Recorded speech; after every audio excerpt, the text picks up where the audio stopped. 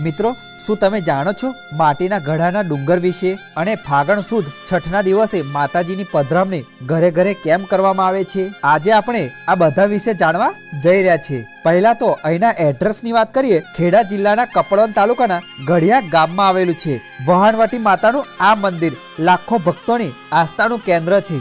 કપડવંજથી 20 kilometre અને અમદાવાદથી 73 કિલોમીટરના અંતરે આ ધામ આવેલું છે। મિત્રો, મંદિરના થોડા ઇતિહાસની વાત કરીએ। વર્ષો પહેલા એક નાની ડેરી હતી। જેમ જેમ ભક્તોના કામ થતા ગયા એમ એમ માતાજીનો મહિમા વધવા લાગ્યો। ત્યારબાદ અહીંયા ભવ્ય મંદિર બાંધવામાં આવ્યું હતું। મિત્રો, અહીંયા આસો સુદ નવરાત્રિના દિવસે માતાજીનો મહોત્સવ ધામધૂમથી ઉજવવામાં આવે છે અને ફાગણ સુદ છઠના દિવસે માતાજીની પધરામણી ઘરે ઘરે કરવામાં આવે છે। આ મંદિર વર્ષો જૂનું માનવામાં આવે છે। અને મિત્રો, વહાણવટી માતાજીના દર્શન કર્યા બાદ અહીં બીજું એક મસાણી માતાનું પણ મંદિર આવેલું છે, ત્યાં પણ તમે દર્શન કરી શકો છો।